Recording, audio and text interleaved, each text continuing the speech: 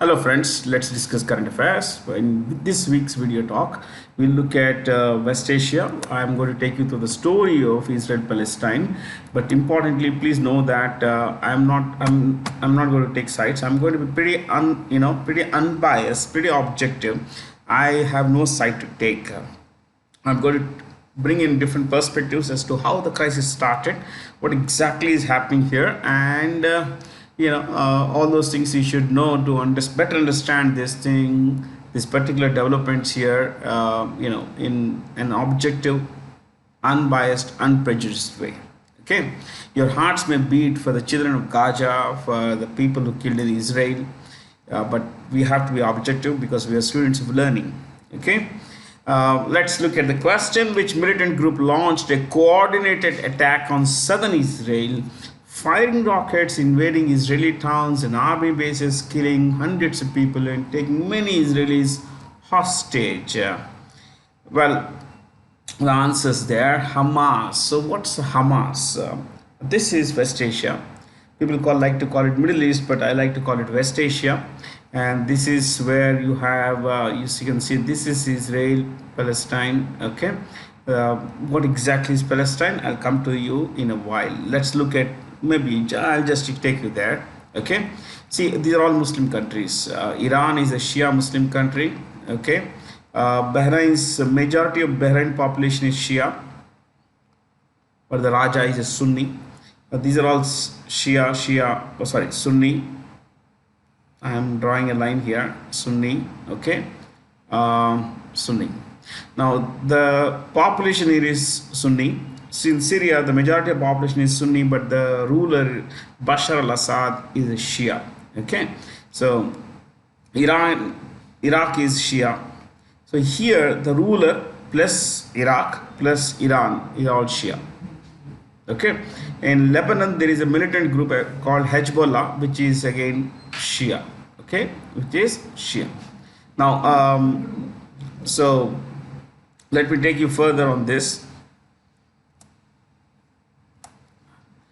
How did the crisis start, and what exactly should you know about Israel-Palestine? A few things before we go into the picture there. Let's look at Israel. This is Israel. You can see here. Yeah, it's a pretty light map in terms of colors, but let me bring in a bit about Israel. Israel, my friends, was set up as a country in 1948 for Jews. Jews practice a religion called Judaism. They practice a religion called Judaism. Okay, Muslims practice Islam, Christians practice Christianity, Jews practice Judaism.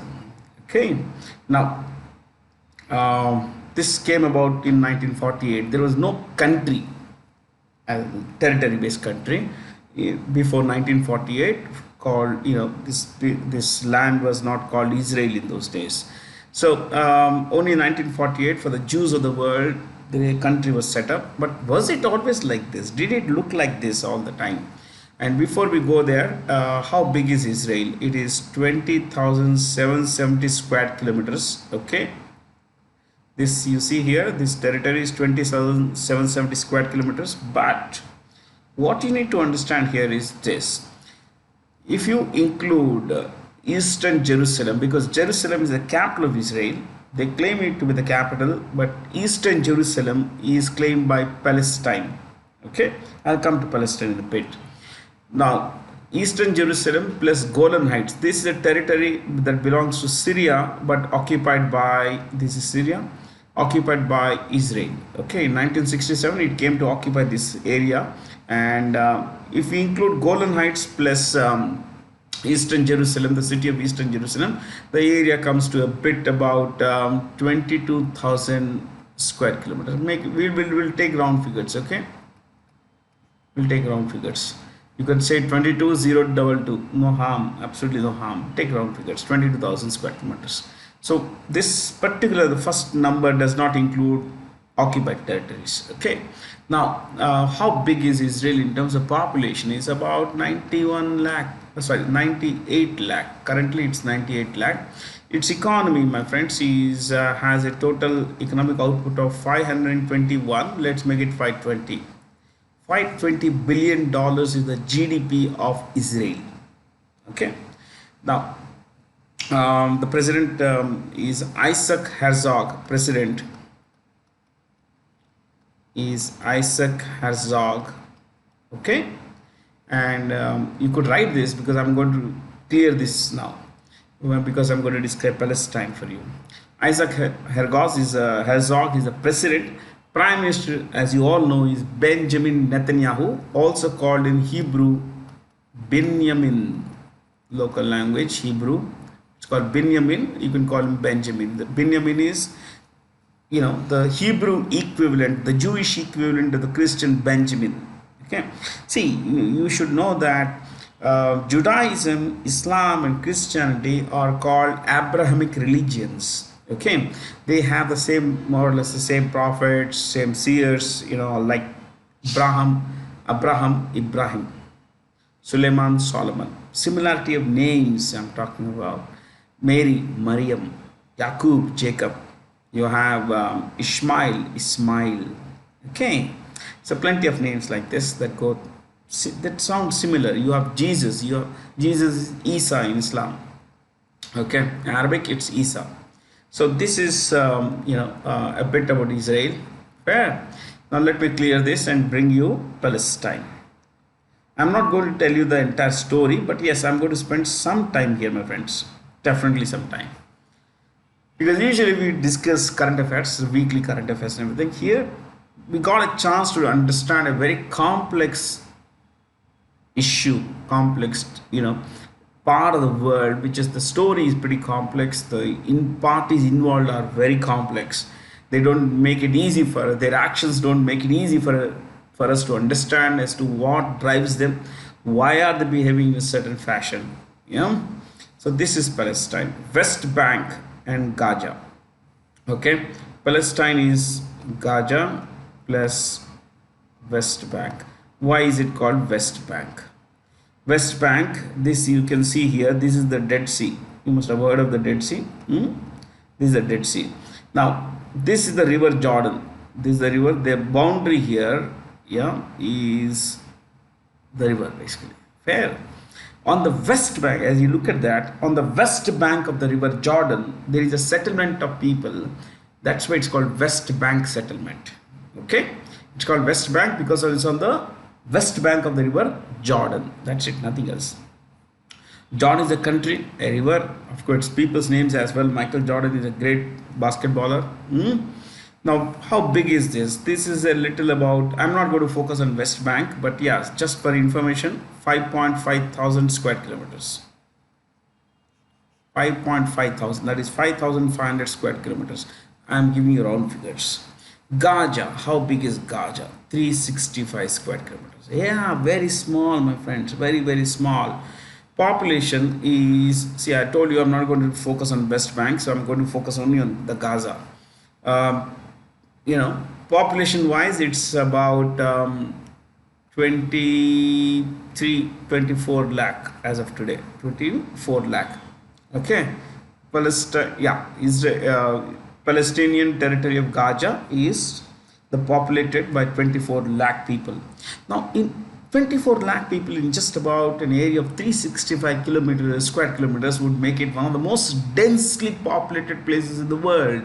Its density of population, if you divide the total population by total area, it comes to about 6,500 people per square kilometers, which is quite dense. Okay, so this is a bit about Palestine. Now these two territories make Palestine. Is it a country? Well, it depends on who you are. If you are Iran, you would say, yeah, it's a country. If you are the US, you would say, no, it's not a country. Palestine is just two territories. Now, what is this entire issue about? And what's the Hamas? But what's the issue about? See, the Jews historically have been scattered all over the world, mostly, in Europe. And I'm going to start with, a time that started of 1900s, my friends, after 1900. Okay, in 1933, to be precise, 1933 to 45, Adolf Hitler ruled Germany. Okay, Adolf Hitler ruled Germany. In this time, he started a policy called anti-Semitism. Anti-Semitism is anti-Jewish, basically. In a nutshell, anti. He started a policy of punishing Jews. Anti-Jew policy. The idea was that Hitler's idea was very simple. He said that Jews are responsible for all the miseries of Germany. Germany lost the First World War, that was fought between 1914 and 1918. He said Jews shook hands. They were hand in glove with our enemies. That's why we lost the war.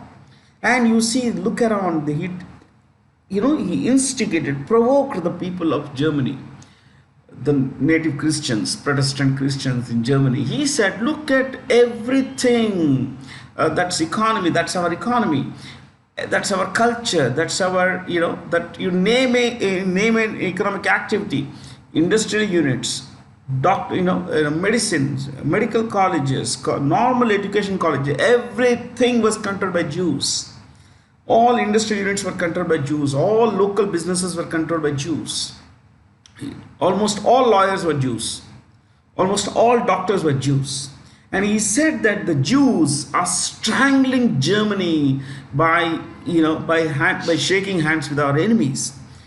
And he believed that the German race, which he called Aryan, was the most supreme in the world, and they were destined to rule the world. So in 1933, he started a policy, after he became the Chancellor of Germany, he started a policy of killing Jews. Okay, I'm cutting the entire story short. So he sent a lot of, he occupied a large place. 39, he started conquering, he started attacking Czechoslovakia, Poland, and all these countries. Between 1939 and 45, the Second World War happened. And in this period, Hitler, whatever lands he occupied Denmark, he occupied Netherlands, Belgium, large parts of France, Switzerland, what we called Austria, everything was occupied by him. So in these areas, wherever there were Jews, he pushed them all to two places. One, concentration camps, two, labor camps. Physically able people were sent to labor camps to do manual labor for Germany in those armaments factories, to rail load, to build road lines, roadways, rail lines, everything, so that the German armed forces could move around. And he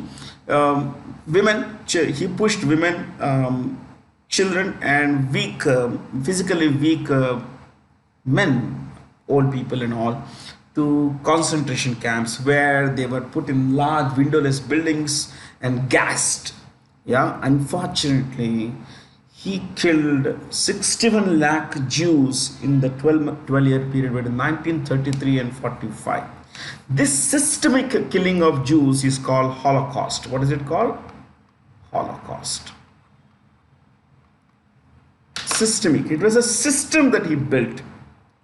Okay. So, between 33 and 45, 61 lakh Jews were killed by Adolf Hitler. Most of them were put in gas chambers and killed with methyl isocyanate. Evil evils, my friends. To escape this kind of persecution, and historically, wherever there have been Jews, in all Christian societies, wherever there have been Jews, they have been persecuted. They have been harassed by Christians. Why and all that? Not for us to discuss now. They were harassed by Christians and Muslims. Wherever, you see, the whole of Middle East, West Asia, you see this, so I'll just take you back. You see this here? This was all Ottoman Empire. Turkey was the seat of Ottoman Empire. So this entire area was Ottoman Empire, my friends, this completely. So this, where Muslims were majority, they used discriminatory practices against Jews. Where there were Christians, they used discriminatory practices against Jews. So historically, the Jews have been one of the most persecuted communities in the world. Okay, so they, through promises from the British and France, they demanded a homeland for the Jews. Look, we have nowhere to go. Wherever we go, we have been persecuted. Look at Hitler; he's killing us.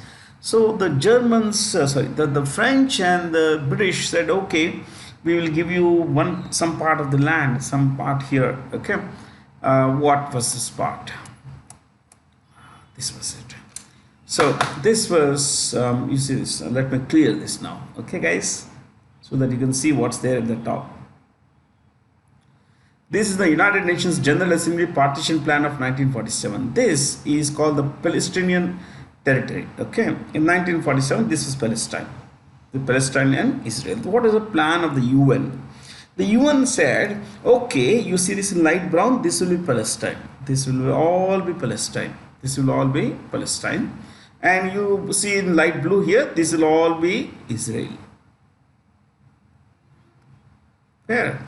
This was what they partitioned this. The Muslims weren't happy. The Muslims said, hey guys, this is our land. How can, how can the Jews claim it to be their homeland? The Jews said that, guys, your religion is born just about 1400 years back. Our religion, Judaism, is more than 3000 years old. And this is the land as promised in the Bible. This is the land of milk and honey for which Moses started from Egypt to come here. So this is our homeland. And, they never agreed to this.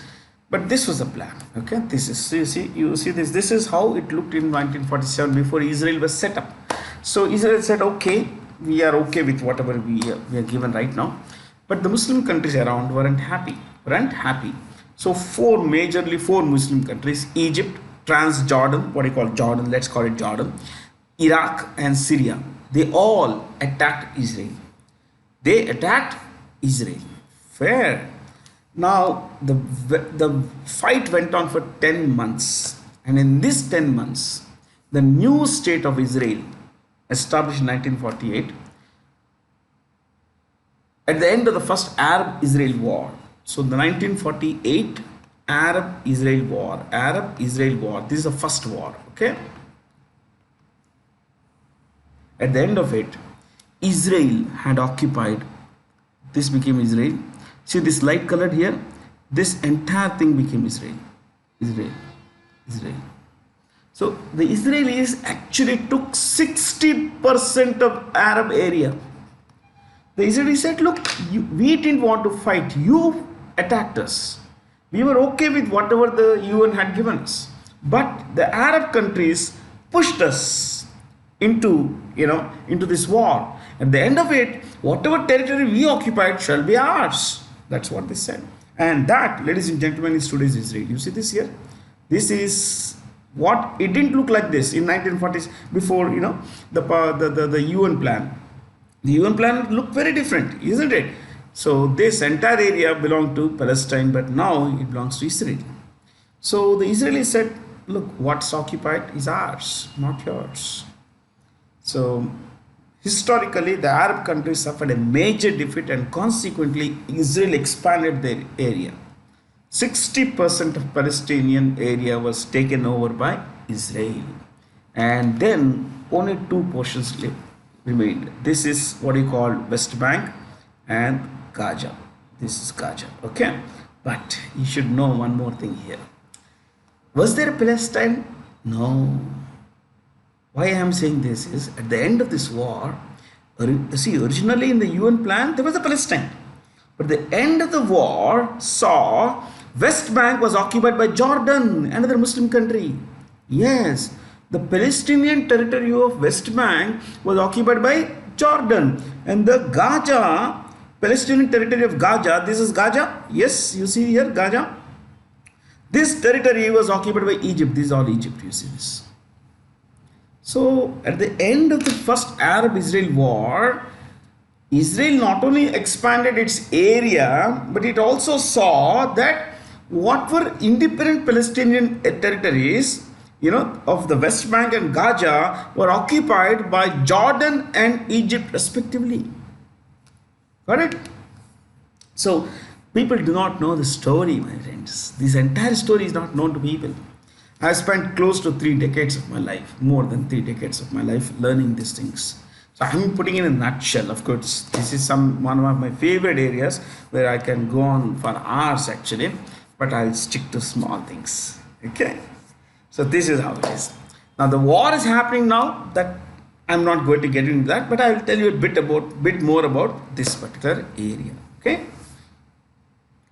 let me take you to another war. So 48 war expanded, okay, expanded Jordanian territory and everything. So in 1967 there was a war. 1967 war is called the 6-day war. One day before Israel was to be attacked, it got its intelligence, agencies got the news that Arab countries, including Egypt, are going to attack us. So one day in advance of that, the attack by the Arab countries, Israel counterattacked. In fact, Israel preempted the attack. Israel launched an air attack, destroyed 70% of Egyptian air force in one attack. One day in advance of the Arab attack on Israel, Israel launched an attack and destroyed majority of the air force of, a substantial portion of the air force of Egypt. Of course, then the war happened. 6 days they fought. Syria, Jordan, Egypt, Iraq, they all came, they fought. But then what happened? Israel took over West Bank from Jordan, and it took over Gaza, okay? It took over this area, Sinai Peninsula. This belongs to Egypt. So we said Gaza was also under Egypt. Yes, Gaza and West Bank were taken over by Israel. Where the slowly peace came about, and Israel was the first Arab country, Muslim country Egypt was the first Muslim country to recognize Israel. Okay, and after being recognized, there was a peace deal and everything, and Sinai Peninsula was given back to Egypt. Fair. But Israel kept Gaza. So this Gaza and West Bank are today Palestine. Today Palestine, my friends. But the unfortunate thing about Palestinians is that nobody wants them. That's sad part, my friends. Everybody gives a mouth, gives their mouth to them. They say that, look, we are there for you, but nobody wants to take them in. I'll show you more. You see this here, okay? This is the Gaza Strip. In this Gaza Strip here, okay? This is the Gaza Strip. Now, this at the most Gaza Strip from, we said is 365 square kilometers. Okay? From this portion to this boundary is about 41 kilometers. North to south. Let's put it somewhere, okay? 41 kilometers. This is 41 kilometers. At its narrowest point here, it is 6 kilometers. From coast to Israeli inner border, okay? And this is 12 kilometers here. That's it. 6 to 12 kilometers broad, wide, and lengthwise it's about 41 kilometers. Gaza has a 51 kilometer boundary with Israel. Now you wonder, hey, Bharat sir is saying 41 kilometers is the length, then how can it be 51 kilometers? 41 kilometers is the length here, and this is another 10 kilometers here. Okay, fair. This is okay, Egypt. This is Israel. This is Israel. This is all Israel. Fair.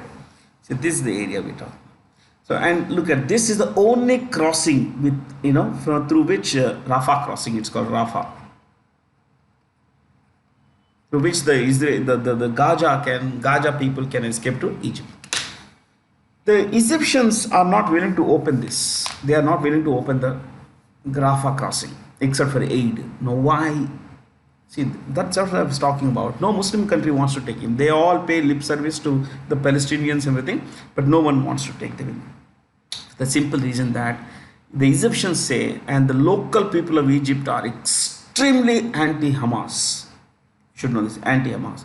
Because they say that wherever the Hamas, who knows who has escaped? It could be Hamas cadre or ordinary people of Egypt, ordinary people of Palestine. But they say that wherever the Palestinians have gone, they have created trouble for their countries. In fact, yes, there is a history for that, behind that. Jordan saw a major uprising by Palestinian militants between, after the 1967 war. Yes, that happened. But let's keep that aside. So nobody wants to take them in. Yeah. So today a lot of bombardment is happening. A lot of people are being killed and all that. So Hamas, to tell you a bit about Hamas, my friends. Hamas is a government of India doesn't call it so, but it is recognized to be a terrorist organization. We can't be equivocal. We can't say Jaish e Mohammed is terrorist and Hamas is not. Yeah, India is all for two-state solutions. The government of India's official policy is to condemn terrorism, but have a two-state policy. What is a two-state policy? One state for Israel, one state for Palestine. Okay, Palestine, Israel. That's the official policy of the government of India. Okay, now let me tell you Hamas. Hamas was started in 1987 by a man called Ahmad Yassin, Sheikh Ahmad Yassin. Fair. Now, in this is Palestine comprises, I said, West Bank, and this West Bank is controlled by Palestinian Authority. This is the leftover of a radical terrorist organization, PLO, Palestinian Liberation Organization. Let's keep it out. It's now called PA, Palestinian Authority. So West Bank is controlled by Palestinian Authority, which is more of a moderate place. Okay. Now coming to Hamas. Okay, this is the founder. He's went gone, and the current leader is a guy called Ismail Haniyeh. He is more of a prime minister of Gaza. Okay, Ismail Haniyeh. Now, in 2006, elections were held in Gaza, and in those elections, Hamas had won. Okay, Hamas is an out-and-out Islamist organization. I'll tell you more about this story in the next week, next session. I'm definitely going to talk about this. Okay, maybe I'll bring in a couple of maps again and I'll tell you the story. I think it's already been a very long story now. So we'll cut it here. I'll bring a lot more about Hamas in the next session. I'll bring this particular map, Palestine and everything. We'll discuss more. As the war unfolds, we can learn more, my friends. I hope you learned a few good things today. So that's the Prime Minister. Hamas in 2006 won the elections, but in 2007 it threw out its rival Palestinian Authority from Gaza. It said, you're out. So they pushed out Palestinian Authority from Gaza, and today Gaza is a de facto one-party state. It's an autocratic state. Gaza is run by Hamas like a dictatorship, my friends. Okay, so they say, look, the Israelis have warned the people of Gaza, move south. We are going to bomb Gaza city. Okay, but the Hamas cadre are not letting ordinary people move, because Hamas has most of its built infrastructure, offices, in missile launching places, everything in civil areas or civilian areas. If they are using civilian people as shields against Israeli attacks, my friends. This bomb blast that happened in the hospital, every evidence shows that it was done by local Palestinian militants, terrorists. Yeah, but they are blaming Israel. I'm not going to absolve Israel. As I told you, every death is a tragic thing, my friends. Okay, but that's the story. Let's go back to normal things. Find the correct statements about IRDAI's guidelines or Bima Vahak scheme. All of them are right. I'm not going to focus on this. What is IRDAI? Insurance Regulatory and Development Authority of India. Insurance Regulatory and Development Authority of India. Okay. So this is run by head office is in Hyderabad, and it is run by its chairperson Debashish Panda. Debashish Panda. Okay. So see, it's a part of IRDAI's strategy to have insurance for all goal. It's insurance for all. India has a very low penetration of insurance, because we believe in one, insurance premium is expensive, two, it's Bhagwan Bharose. Okay, God will take care. Which US state will host the world's largest modern era Hindu temple known as Paps Swaminarayan Akshardham? That's outside of India. This is the world's largest modern Hindu temple outside India. It's in New Jersey. This is the interior of the temple, my friends. Yeah, it's spread across 185 acres. Yes, 185 acres is a lot of space, my friends. Okay, and it's dedicated to Bhagwan Swaminarayan. To the people who follow this sect is Bhagwan Swaminarayan. So pretty. Look at the beauty. Look at the architecture. It's such a beautiful thing. Yeah. Samia Suluhu Hassan visited India to bolster, strengthen bilateral relations. She is the president of Tanzania. This is Tanzania. You see in green here, Tanzania. Tanzania's capital is Dodoma. What's the capital? Dodoma, and she's the president, my friends. Tanzania is home to the biggest, what is that? The tallest, not the biggest, the tallest African mountain, Kilimanjaro. It's in Tanzania. Okay, this is the capital, Dodoma, in the center of the. Earlier it used to be Dar es Salaam, now it's Dodoma. It's an old map, so it still shows Dar es Salaam as you see the star here. So let me take you Uganda. The capital is here. It's where is Uganda, man? It's here. Uganda is a tiny country. This is Rwanda, Burundi, they're all tiny countries. Kampala, Uganda, Kampala, and the president here is Yoweri Museveni. He's a dictator. He has been the president since 1986. Uganda's president. Rwanda, the capital is Kigali, and the president is a guy called Paul Kagame. Paul Kagame.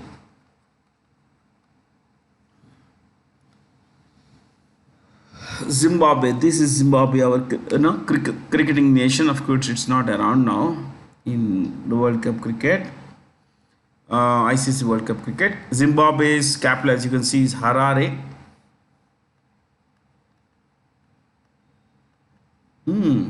Sorry. And the president is Emerson Mnangagwa. He became the, he was re-elected recently. Mnangagwa.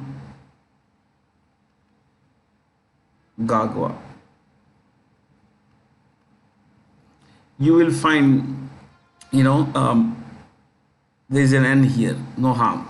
I'm just writing phonetic spelling, what we pronounce basically. Mnangagwa. Emerson Mnangagwa. And then there is this, let me erase this entire thing. Mozambique. This is a very large country, Mozambique. You see here, yeah. The capital is down south here, Maputo. What's the capital? Maputo. Maputo, and the president is a guy called Philip Nyusi. Philip Nyusi.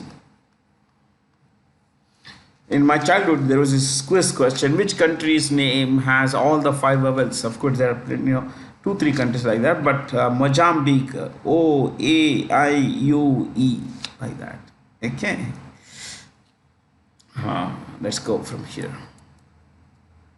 In which African nation did the IMF and the World Bank gather for the first annual meetings on African soil in 50 years? This is Morocco. There is an earthquake, major earthquake here, my friends, Morocco.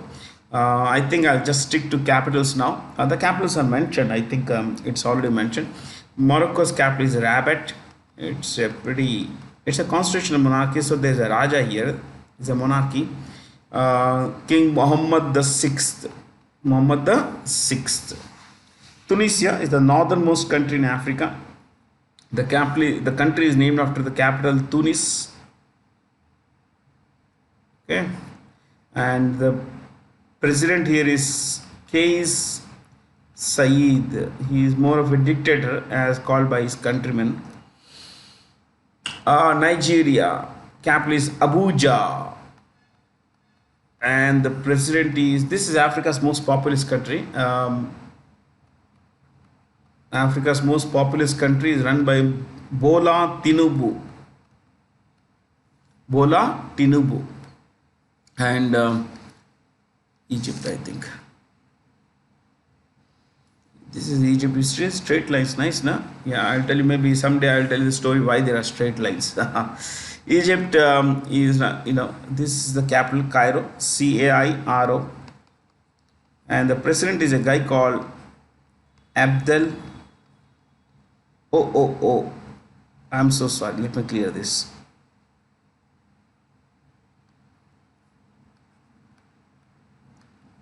Abdel Fattah LCC is a president. He's a former military ruler. He's a dictator actually. Name the 2023 edition of the annual Joint Humanitarian Assistance and Disaster Relief Exercise hosted by the Indian Navy in Goa. Okay, it's mentioned there, Chakravat and all. Goa is India's smallest state by area. Smallest state by area. Its area is a little over 3,700 square kilometers, my friends. Second smallest in population, but smallest by area. Okay, there's nothing more. The Chief of the Indian Navy is R. Harikumar. R. Harikumar. Okay, chalo. Identify the correct statements about the 19th Asian Games. All of them are right, but there is something more you should know, my friends. That the 2026 Asian Games will be held in Aichi, Nagoya, which is in Japan. 2026 Aichi, Nagoya, Japan.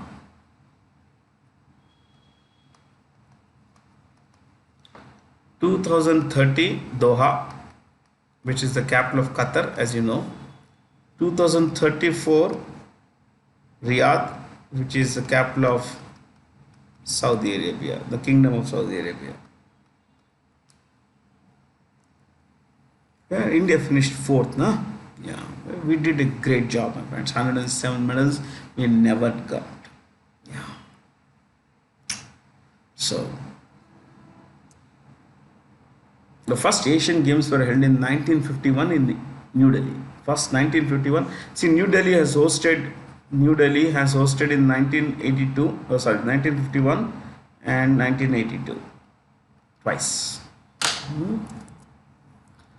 Who is the first Asian man to be nominated for the International Tennis Hall of Fame in the player category? The great Leander Paes, my friends. Extraordinary sports person. He is, winner of 8 Grand Slams. Grand Slams, as you know, are those, 4 USO, 4 Grand Slam tennis tournaments, best tournaments, most highest rated tournaments, Australian Open, French Open, Wimbledon, and Australian Open. Okay, 8 Grand Slam titles, and not just that, he actually was there in the finals of 34 Grand Slam finals. 34 Grand Slam finals, ma'am. That's a record. I think he received the Padma Shri in 2001. Padma Shri 2001. And Padma Bhushan in 2014, if I'm not wrong. Yeah, 2014. He's also, won 5 Asian gold medals. 5 golds and 3 bronze at Asian Games. Which makes him 2 things. One, highest medal winner from India. Highest medal winner from India across all sports. Across all sports. At the Asian Games. Across all sports at Asian Games. Okay.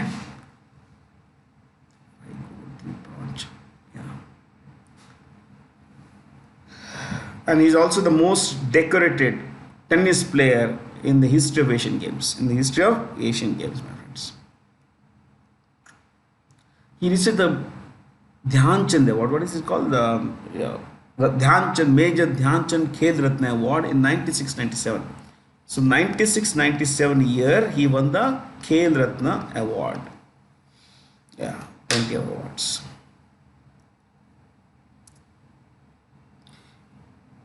See, when you say a Asian man, you can't have a choice like Samia Mirza. First Asian could have been better, isn't it? As per the India Aging Report 2023, released by the International Institute for Population Sciences and the United Nations Population Fund, India's elderly population could constitute about 20% of the total population of the country. Yeah. Man, we are going to be aging. Yeah. We are going to age fast. As of today, 65% of Indians are below the age of 35. You know that? below the under 35, 65% of India today. It's also that 15 crore, which is about you could say a tad under 10%. 15 crore Indians are below the are above the age of 60 years. 60 years. Yeah. Fair. But this 15 crores will go up to 35 crores. This is today. This is today, my friends. This 35 crores will go up to above 35 crores above 60 years will go up to, by 2050. 35 crore Indians will be above 60, my friends. Oh boy. And it is believed that that would be about 21% of India's population, my friends. 21%. And by 2090 or 2100, this number is likely to increase to 36%. So more than 1/3 of India's population will be above 60 years. Yeah. Population is actually falling in India. Slowly it will fall further. It will keep growing, but the rate of growth has come down basically. Okay. So today 65% of Indians are below the age of 35, 15 crore above 15 crores above 60 years. But this number is likely to increase by to 35 crores, from 15 crores to 35 crores by 2050. So in 30 years the number is likely to increase by 30 years. The number will increase by 30 crores, my friends. That's a phenomenal 20 crores. That's a phenomenal number, my friends. So, and it's going to increase further, my friend. It will keep increasing because the population is falling, fewer babies will be born, but people will live longer because of higher life expectancy, better access to healthcare, better quality of food. All that stuff will mean that people live longer, but fewer babies will be born. So people will grow older. The population component of older people will increase, and population component of elderly people will increase, but babies will decrease. Who recently surpassed the US space endurance record after spending a record 371 days? Man, that's a long time. Year. Yeah. Frank Rubio. Frank Rubio was a US astronaut who went abroad. He went aboard Soyuz M22. You could say Soyuz. This is the name of the spacecraft. Soyuz M22. Soyuz M22. That's the name of the spacecraft which took him to the International Space Station, where he remained for a year, my friends. Imagine that. Name the rescue operation launched by the government of India to evacuate its citizens from conflict on Israel. Yeah, there are about 18,000 Indians in Israel. 18,000. And government of India launched Operation Ajay. Ajay means the one who's invincible, something that cannot be defeated, someone who cannot be defeated. Okay. So government of India launched Operation Ajay to bring back those Indians who wish to come back home. So as of today, 4 flights have come back home with people, about 1,500 people have come back. Okay. Operation Kaveri, so Ajay for Israel. Similarly, this year there have been a massive civil war in Sudan. So government of India launched Operation Kaveri to bring back Indians from Sudan. So Kaveri from Sudan. There are about 3,800 Indians in Sudan. In Sudan. So they have been brought back. But while the Israel operation has been an exclusive air operation, okay, Operation Kaveri is both sea and air. Which institutions published a report titled Exploring Opportunities for Indian Downstream Space Tech? So privatizing, all that stuff basically. Involving smaller players, making sure that more and more private sector entities come into the space industry and all that. So all of them, but I'm going to tell you about NASCOM only. National Association. I repeat, National Association of Software and Service Companies.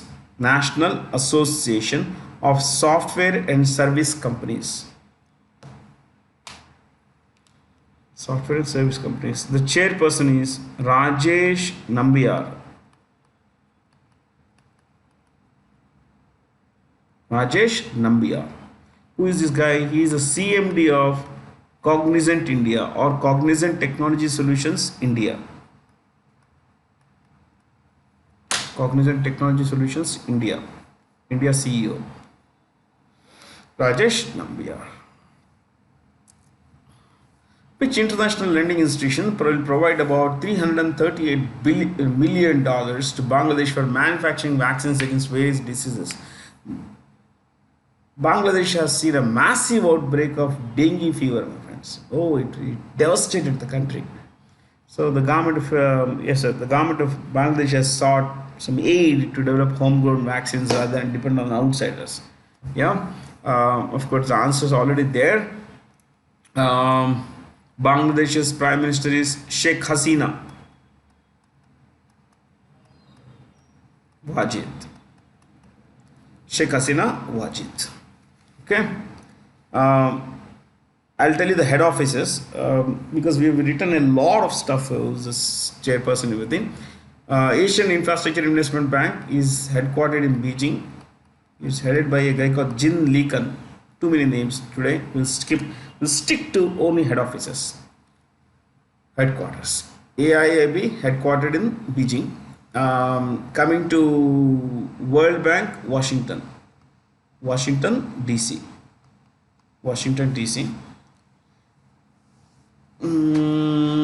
Asian Development Bank, Manila. Where is Manila? Manila is the capital of Philippines.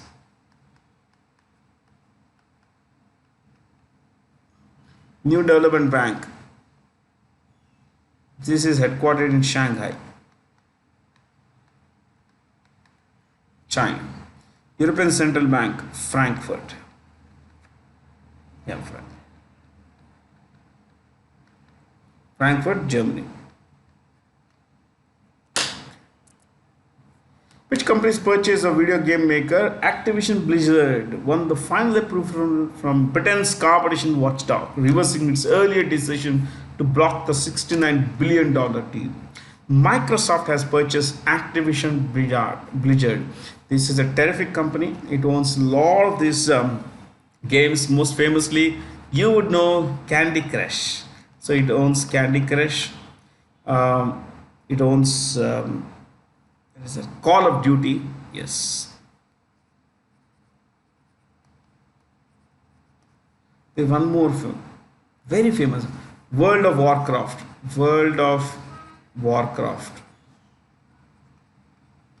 Oh, it owns terrific games.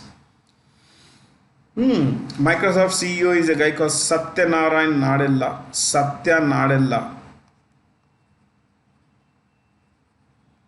Meta, Mark Zuckerberg. I'll write in caps. Google, Sundar Pichai.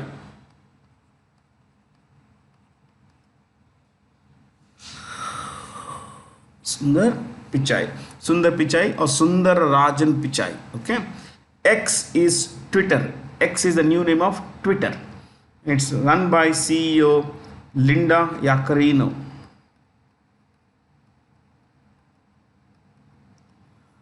IBM, Arvind Krishna.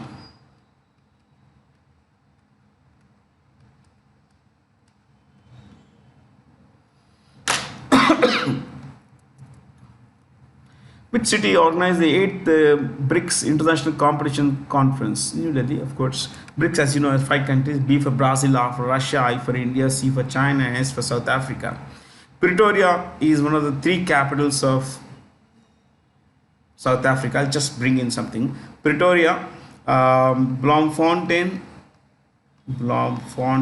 I'll give you the names of all the 3 capitals, and Cape Town. These are the 3 capitals of South Africa. Shanghai is in Britain. is in China. Moscow, the capital of Russia.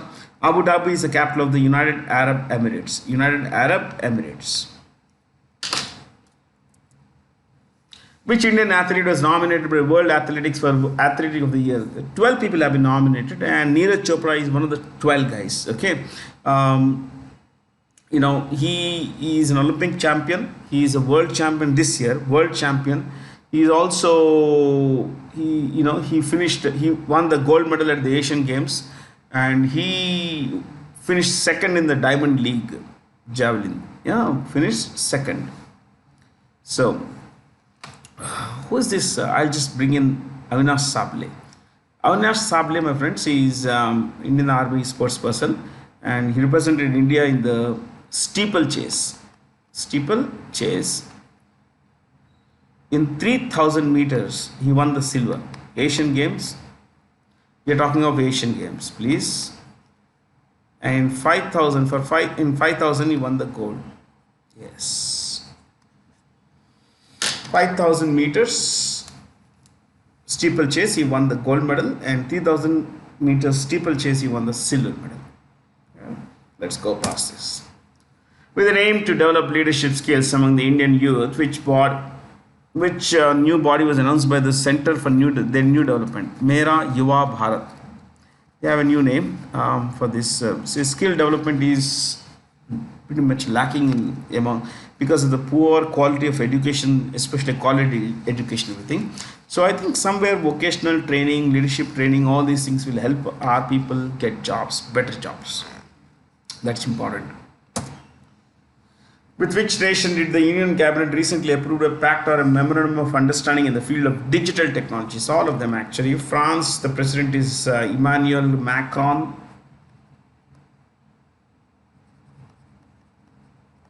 Papua New Guinea is in the east of India. You have this large island called New Guinea. The Guinea Island, eastern portion is Papua New Guinea, western portion is Indonesia. Its capital is Port Moresby. India Prime Minister Modi, Prime Minister Modi was here sometime back. Port Moresby is the capital, and the Prime Minister is James Marape.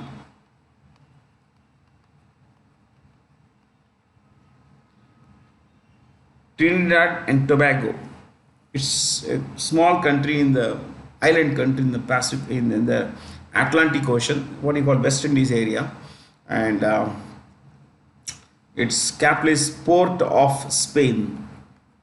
Port of Spain, and its Prime Minister is Keith Rowley. Keith Rowley. A statue of medieval era Ahom Army Commander Lachit Borfukan and a Shahid Smarak at Bir Lachit Borfukan Park was recently unveiled in Guwahati. A great Ahom leader, Assamese leader, Assam basically leader, and you should know that he lived in the 17th century, if I'm not wrong. I remember the exact numbers because there is something else about these years, but don't worry, I'm not going to tell you that story. He lived for about 50 years, but just before his death, 1 year before this, there was a battle of Sarai Ghat. The battle of Sarai Ghat was between the Mughal forces and Ahoms. He was a Ahom leader, Ahom versus Mughals. So he defeated the Mughals. That stopped their attacks on eastern India, and that's how it is. So, but a year later he died. Prime Minister Narendra Modi inaugurated the 9th G20 Parliamentary Speakers Summit. The summit is being hosted by the Parliament of India under the broader framework of G20, India's G20 presidency, with the theme of Parliaments for One Earth, One Family, One Future. Pretty similar to what we have had as a motto of the G20 in India's presidency year. Now, This is a difficult question. Which of the following indicators are used for calculating global hunger index? Stunting, mortality, undernourishment, child wasting. So I'm going to tell you a little more about this, but there are two definitions already given here. Yeah, child stunting, child wasting. I have taken these definitions from the global hunger index document. Okay. Now, stunting is where there is lower height for their age, okay, because of lack of nutrition. Child wasting is below low weight. Wasting, see, easy to remember, W for wasting, W for weight. Okay. Now, stunt. To stunt is to stop the growth of something, that's height. Okay. Now, what is child mortality? You could write this also. Share of children who die before their fifth birthday. It's an unfortunate thing. Undernourishment is insufficient calorie intake. Yeah, insufficient calorie intake. Undernourishment. Now, these are the four parameters used, and it became a very heated issue in India recently because of its assignment of a certain rank to India. It ranked 125 countries. Okay, it gave a rank of 111 to India. Can you beat this? I mean, India is one of the world's most welfare-oriented states. I'll tell you why it is bad. See, I have often told you that these ranks, these indices make no sense. I'll tell you why. I'll give you a good example. You see, Pakistan is going through a very bad patch. Poverty rates have increased. Hunger has increased manifold. Okay. But Pakistan is given a rating of 102. And India, during the worst of COVID, gave free food grains to 80 crore people, more than 80 crore. Free food grains for almost 3 years, 2.5 years. Yeah. And Pakistan got 102, an extraordinary high. Pakistan inflation is about 45%, unofficially 45%. Things are just beyond. They're barely able to consume anything. So Pakistan still has a rating of 102. North Korea, can you beat them? Now, what data would they have had from about North Korea? Nothing. Yet they have given a rating of 106 to North Korea. North Korea is one of the world's most repressive countries, a country where nearly 1.5 crore children have died in the last 25 years from hunger and malnourishment. Yet, this is a higher number. Let's make it, even if you make it, let's say 10 million also, that's a very big number, my friends. Yeah. But then it is not about, okay, let me bring in one more. Afghanistan. Can you compare India with Afghanistan? 95% of Afghans are below poverty line today. 95%. This comes straight from the UN. There are a lot of data points, of course. I am quoting a few. Now, India sent 50,000 tons of wheat to Afghanistan. We have buffer stocks of 300 million tons. I'm talking of all kinds of food grains, but let's take, a buffer stock. Our food grain production was 320 million tons. We have a buffer stock of about, 85 or something million tons of rice and wheat. The problem is that there is a certain agenda at work. I have followed these kinds of data points for decades, and I found that they say there is no press freedom in India, and all that press in India does is criticize the government, center, left, right, everywhere. Yet people say there is no freedom of press. People can carry out a rally, people can do anything in India, yet there is no freedom of expression. Yeah, I mean, you should not go with this. How can Afghanistan have a rank of 114 and India have a rank of 111? On what basis do we say this? Sri Lanka has a better ranking. How? And Sri Lanka is a bankrupt country with no money. India sent food grains, India sent the medicines, India sent fuel. Yet Sri Lanka has a better ranking. I'm not a political guy, so I will not talk politics, but I always want you to be a lot more critical about these things. Think a little hard. From the exam point of view, don't think hard. Just stick to data points, okay? But on your own, think a little hard. It's good to know. Don't get carried away by what, the stories on Hamas, on Israel and all that. Be dispassionate. From the selection point of view, just focus on, oh, this is how it is. That's it. Okay? You may have your personal views, but don't bring this into your preparation part. Fair, my friends? Out of 125 countries, the lowest rank, there is no highest rank. 1 to 17 countries are ranked higher, basically. Okay, there are 17 countries in rank 1. So here, the lowest ranked country is Central African Republic, 125 country rank. Central African Republic. That's all from me, Bharat C. Jain. Have a lot of fun. Thank you for being here. Stay curious.